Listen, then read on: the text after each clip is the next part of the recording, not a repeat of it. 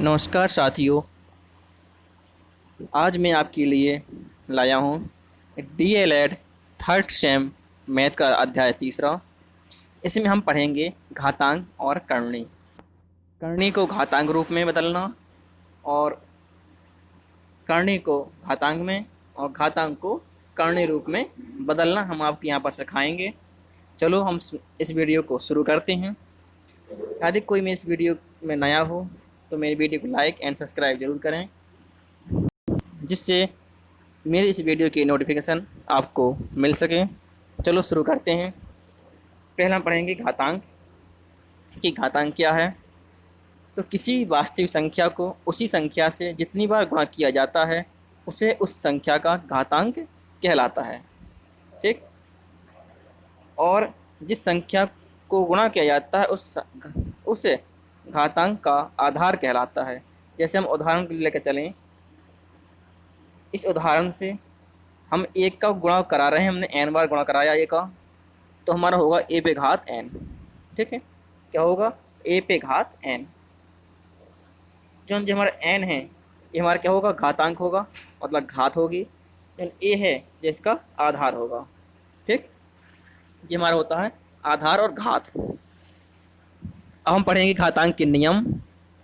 इसमें कुछ नियम हैं, तो इस नियम को थोड़ा हम देख लेते हैं। इस नियम के आधार पर हमारे सवाल लगते हैं।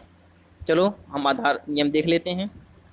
नियम हमारा पहला कह रहा है, यदि आधार समान है तो गुणा में घातें जुड़ जाती हैं। जैसे हम यहाँ पर देख रहे हैं कि हमारा आधार ए दोनों में आधार समान है और बीच में गुणा चिन्ह लगा है, तो घातें जुड़ जाएंगी। तो हमारा हो जाएगा a पे घात m प्लस n। ठीक है दोस्तों। अब हम पढ़ेंगे दूसरा नियम। दूसरा नियम कह रहा है, यदि आधार समान हो तो भाग में घातें घट जाती हैं। ठीक, जो आधार समान है, दो जो हमारे आधार समान है, भाग का चिन्ह लगा हुआ है, तो क्या करेंगे, हम घातों को घटा देंगे। तो हमारा सूत्र बनेगा इसका a पे घात m माइनस n। ठीक है, और हमारा आगे है, यदि घात के ऊपर घात होती है तो उन घातों का गुणा हो जाता है। जैसे हमारे इसमें लिखा है a पे घात m और फिर कोष्ठ में लिखा है n, तो इसमें घात के ऊपर घात है, तो इन घातों को क्या करेंगे, हम गुणा कर देंगे।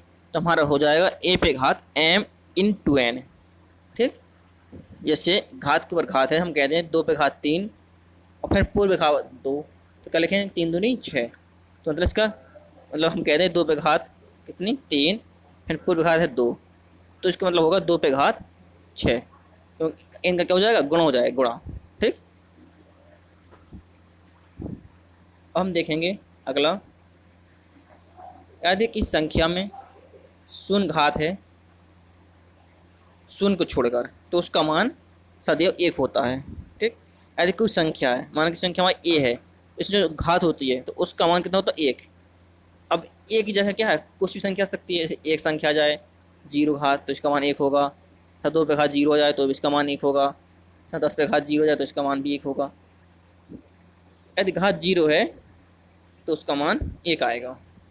ठीक, जैसे मैं यहाँ पे लिखा है कि शून्य को छोड़कर, मतलब 0 पे घात 0 नहीं होनी चाहिए, तो इसका मान 1 नहीं होता है, इसका मान 1 नहीं होता है। ठीक, अब हमारा 5वां पॉइंट है, यदि हम किसी घात को हर से अंश में ले जाते हैं तो क्या होता है, चिन्ह बदल जाते हैं। जैसे हमारे पहले लिखा है a पे घात माइनस का m। अब ये हमारा क्या है, अंश है, जब इनको हर में ले जाएंगे, नीचे 1 है, यहाँ पे ले जाएंगे तो हमारा हो जाएगा 1 बटे a पे घात m।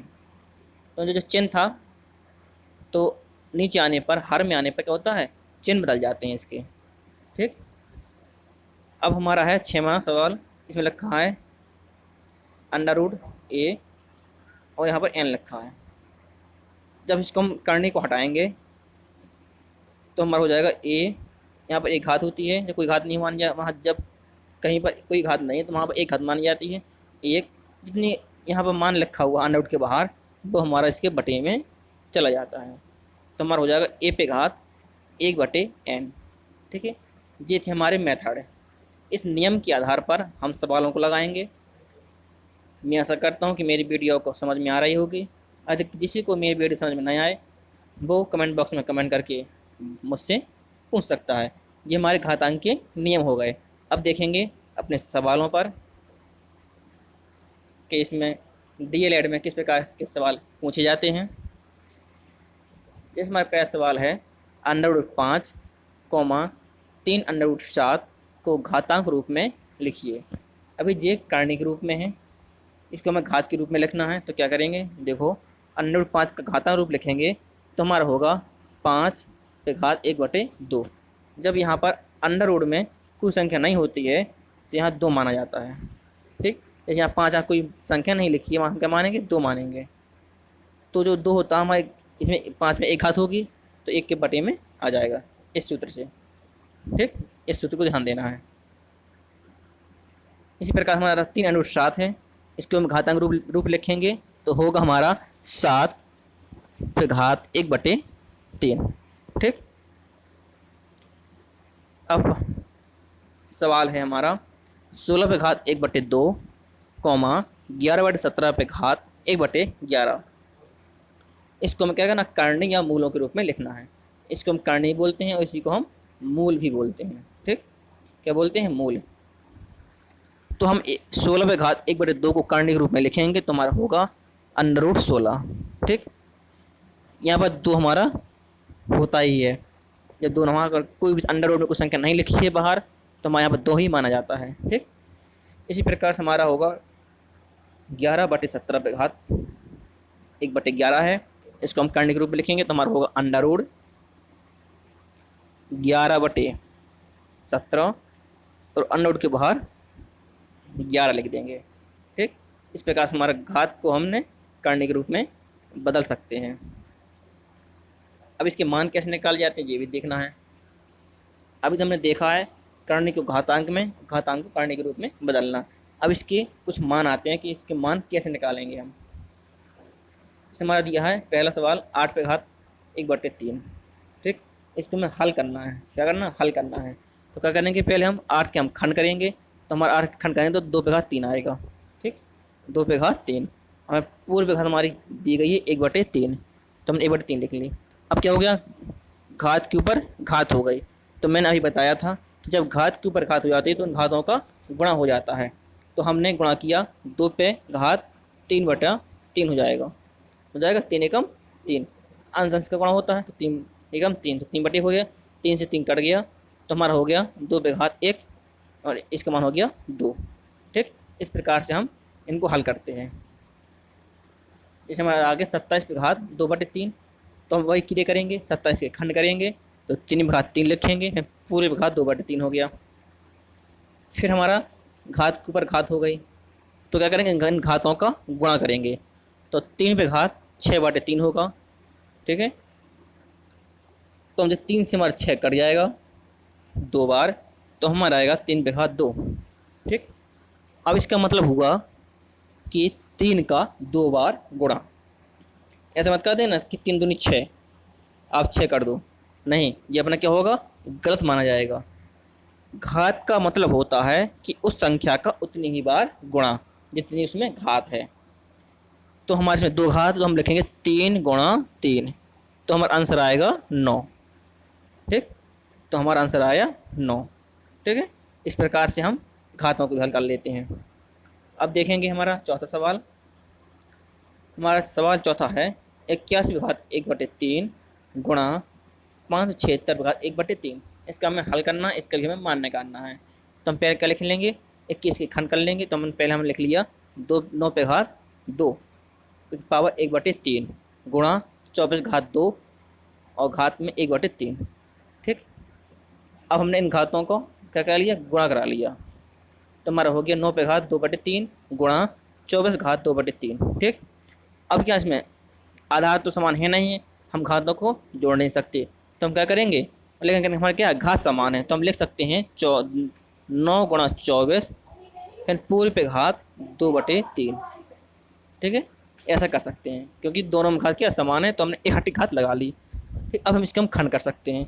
9 का खंड किया तो 3 × 3 होगा, 24 के खंड करेंगे तो 2 × 3, 2 × 2 × 2 × 3, इस प्रकार से लिख लिया हमने। ठीक, अब क्या होगा,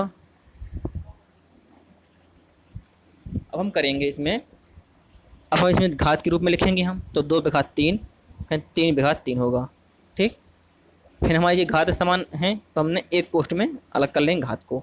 अब जो हमारा घात के ऊपर घात हो गई तो हम घातों को गुणा कर लेंगे, तो हमारा हो जाएगा 6 पे घात 6/3 हो जाएगा। 3 से हमारा 3 कट जाएगा, तो 6 पे घात 2 बचेगा। अब इसका मतलब वही है जो अभी मैंने बताया था कि 6 का 2 बार गुणा, तो हमारा आएगा 6 6 36। ठीक, इस प्रकार से हमारे ये सवाल यहीं पर समाप्त हुए और मेरा चैप्टर भी यहाँ पर समाप्त हुआ। तो हमने पढ़ा है घातांक और करणी। ठीक, कि करणी को घातांक में और घातांक को करणी में किस प्रकार से बदलते हैं। एक बार मैं आपको फिर बता दे रहा हूँ लास्ट में। जैसे हमारा 6 अंडर रूट 6 है। ठीक, इसको हमें क्या करना, घातांक के रूप में बदलना है। यहाँ पर कोई संख्या नहीं होती तो यहाँ पर 2 माना जाता है, तो हम लिखेंगे 6 1/2। यहाँ पर हमारी एक घात होती है और कोई घात नहीं माना जाता, जिसके हर में ये वाली घात होती है इसके हमारे हर में मतलब बटे में आ जाती है, तो ये हमारा घातांक के रूप में बदल गया। हम कह दें कि 2 पे घात 3 पे घात 1/2 है। ठीक है, क्या है 1/2, इसको हमें क्या करना, करने के रूप में बदलना, तो हम लिखेंगे अंडर रूट 3। ठीक, यहाँ पर 2 हमारा होता ही है, तो इस प्रकार से हम घातांक करने को बदल सकते हैं। अब हमारी मुलाकात अगली वीडियो में फिर होगी, तब तक के लिए नमस्कार।